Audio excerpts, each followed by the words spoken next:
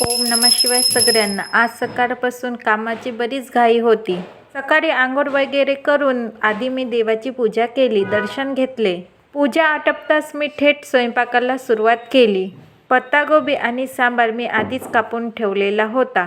जेव्हा मला टाईम मिळते तेव्हा मी लसूण नेसून ठेवते आणि हा लसूण मी आधीच नेसून ठेवलेला आहे. हा छान असा खलबत्त्यात मी कुटून घेतला. गॅसवर मी आधीच वरणाचा कुकर लावला होता. तो वरणाचा कुकर मी एका साईडला काढून ठेवला आणि नंतर मी कढई ठेवली. कढई गरम होताच त्यामध्ये मी तेल टाकले. मी जेव्हा पत्तागोबीची भाजी करते तेव्हा मी कमी आचेवर शिजू देते. पाण्याचा बिलकुल वापर करणार नाही. ही पत्तागोबीची भाजी सॉफ्ट आणि मुलायम चविष्ट लागते. तुमच्याकडे कशी बनवतात पत्तागोबीची भाजी मला कमेंटमध्ये नक्की सांगा. तेल तपल्यानंतर जिरे मोहरी टाकल्यानंतर एक कांदा कट करून ठेवला होता तो टाकला. तो छान लाल होऊ दिला. नंतर मी लसणाचा ठेचलेला पेस्टसुद्धा टाकला. हा पेस्ट 2 मिनटं परतून घेतला. नंतर मी यामध्ये चवीप्रमाणे चटणी मीठ टाकले. चटणी मीठ झाल्यानंतर मी पत्तागोबी यामध्ये टाकली. आज घाई गडबडीमध्ये मेनूमध्ये काय बनवणार आहे आणि सोबतच तुम्हाला काही खास टिप्ससुद्धा सांगणार आहे. केव्हाही पत्तागोबी खरेदी करताना हिरवी असलेली पत्तागोबी खरेदी करायची, त्यामुळे भाजी एकदम चवदार होते. पत्तागोबीला मंद आचेवर सॉफ्ट अशी झाकण ठेवून शिजवल्यास भाजी एकदम सॉफ्ट होते. भाजी शिजायला 10 ते 15 मिनटं लागतात. तोपर्यंत मी कुकरचे झाकण उघडून घेतले आणि ही डाळ मी तुरीची शिजवून घेतलेली आहे. छान चमच्याने घोटून घेतली. खास टीप म्हणजे डाळ शिजत असताना फक्त हळदच वापरायची आणि कमी पाणी टाकायचं, त्यामुळे डाळ छान सॉफ्ट तयार होणार. जर तुम्हाला अख्खी डाळ करायची असेल तरच जास्त पाणी टाकायचं, पण अख्खी डाळ करायची नसेल तर कमी पाणी वापरून सॉफ्ट अशी शिजणार. 2 शिट्ट्यामध्येच छान अशी डाळ शिजून येणार. शिजलेल्या डाळीमध्ये मीठ आणि हळद टाकले. मी पावसाळा असल्यामुळे हिरवा सांबार भरपूर मिळतो, त्यामुळे मी हिरवा सांबार जास्त वापरणार आहे, कारण सांबार खाण्याचे भरपूर फायदे आहेत. गॅस पेटवला. गॅसवर पातेलं ठेवलं आणि त्यामध्ये थोडंसं पाणी टाकून मंद आचेवर उकडण्यासाठी ठेवले. तर या ठिकाणी भाजीला एक वेळा छान असे फिरवून घेतले आणि झाकण ठेवले. तुम्हाला माहीत आहे का, कोरफड बाजूला ठेवलेली आहे. तुम्हाला प्रश्न पडलाच असणार, ही कोरफड एवढी मोठी कशाला आणली? याला ॲलोवेरा असे म्हणतात. ही खाण्यासाठी सुद्धा वापरतात. ॲलोवेराचे केसाला तेलसुद्धा बनवतात आणि ज्यूससुद्धा बनवतात. ही ॲलोवेरा तेल आणि ज्यूस बनवण्यासाठी आणली. जेव्हा मी तेल आणि ज्यूस बनवणार तेव्हा व्हिडिओ नक्की शेअर करणार. तोपर्यंत व्हिडिओला लाईक आणि शेअर सबस्क्राईब करायला विसरू नका. कणिक मळताना नेहमी थोडं मीठ आधी वापरायचं आणि छान अशी कणिक मळून ठेवायची, त्यामुळे पोळ्या एकदम सॉफ्ट होतात. कणिक मळणं झाल्यानंतर तिला विश्रांतीसाठी 5 मिनटं तरी ठेवायचे. मी नेहमी विश्रांती झालेल्या कणकीला थोडं तेल लावते, त्यामुळे माझी चपाती एकदम सॉफ्ट आणि नरमसूत दिवसभर राहते. आता या ठिकाणी मी एक वेळा भाजीला छान फिरवून घेते.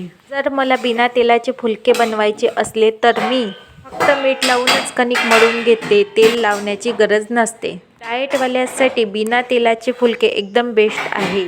मला तर बिना तेलाचेच फुलके आवडतात, पण माझ्या अहोंना आणि माझ्या ध्रुवला तेल लावलेली चपाती खूप आवडते, म्हणून मी त्यांच्यासाठी तेल लावलेली चपाती बनवते. नेहमी तर बाजारात हिरवा सांबार भरपूर महाग असतो आणि पावसाळ्याच्या सीझनमध्ये हिरवा सांबार भरपूर मिळते, मग त्याचा उपयोग करून घ्यायचा, म्हणून मी भरपूर सांबार वापरते. हा बघा, भाजीमध्ये मी हिरवा सांबार भरपूर वापरलेला आहे. भाजी चवीला आणि दिसायला खूप छान लागते. अशी भाजी बनवली तर पत्तागोबी न खाणारे सुद्धा आवडीने खाणार. कणिक छान सॉफ्ट झालेली आहे, बघू शकता तुम्ही. बघा, या पद्धतीने तेल लावून छान मळून घेतले. कोथिंबिरीमध्ये भरपूर प्रमाणात अँटीऑक्सिडंट असतात. व्हिटॅमिन के आणि सी सुद्धा असते. व्हिटॅमिन के आणि सी मुळे आपली पचनक्रिया सुधारण्यास मदत करते आणि शरीरातील विषारी घटक बाहेर टाकण्यास उपयुक्त ठरते. शरीर निरोगी असलं तर माणूस हसत खेळत राहतो, खरं आहे ना? जेवढा आपल्याला चांगलं घटक खाता येणार तेवढा आपण प्रयत्न करत राहायचा. डॉक्टरकडे जाऊन औषधी खाण्यापेक्षा फळे, भाज्या आणि छान उपयुक्त घटक शरीराला मिळाले तर खूप छान असते. मला तर असंच आवडते. ज्या सीझनमध्ये जे स्वस्त मिळणार ते नक्की खाण्याचा प्रयत्न करायचा. कणिक छान मळून घेतल्यामुळे माझी चपाती एकदम मऊ लुसलुसीत होते. मी 3 पदरीसुद्धा चपाती बनवते आणि 4 ते 5 पदरीसुद्धा चपाती बनवते. त्रिकोणी तर चपाती सर्वच जण बनवतात, पण ही 4 पदरी चपाती तुम्ही केव्हा पाहिली आहे का? व्हिडिओत दाखवल्याप्रमाणे अशी 4 पदरी करून घ्यायची आणि नंतर तिला छान असं वरतून थोडं पीठ वगैरे तेल लावून मोड पाडून घ्यायची आणि चपाती छान गोल लाटून घ्यायची. अशी चपाती बनवली तर माझ्या ध्रुवला तर खूपच आवडते, म्हणून त्याच्यासाठी मी रोज एक अशी चपाती बनवते.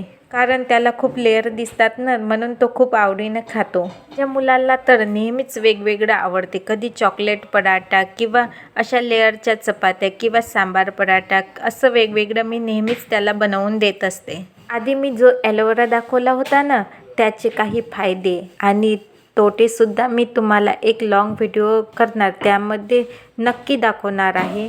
चेहऱ्यासाठी, केसासाठी आणि शरीरासाठी किती गुणकारी आहे ते सुद्धा मी पुढील व्हिडिओमध्ये नक्की सांगणार आहे. फक्त माझ्या चॅनलला लाईक, शेअर आणि सबस्क्राईब करायला विसरू नका.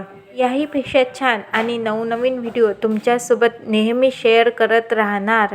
ही बघा 4 ते 5 पदरी लेअरवाली चपाती खूप गरम आहे, हाताला चटकेसुद्धा लागत आहे. तरीसुद्धा मी तुम्हाला छान अशी फोडून दाखवते. पदरसुद्धा सुटलेले आहे आणि मऊ लुसलुशीत अशी चपाती तयार झालेली आहे. मला तर अशा वेगवेगळ्या चपात्या करायला खूप आवडते, म्हणून मी अशी चपाती बनवते. आता माझा स्वयंपाक झालेला आहे. मी अहोसाठी ताट बनवून ठेवलेले आहे. अहोंना जेवायला देते, कारण त्यांना ड्युटीला जायचे आहे. आजचा दिवस खूप छान होता. पुन्हा भेटू. बाय.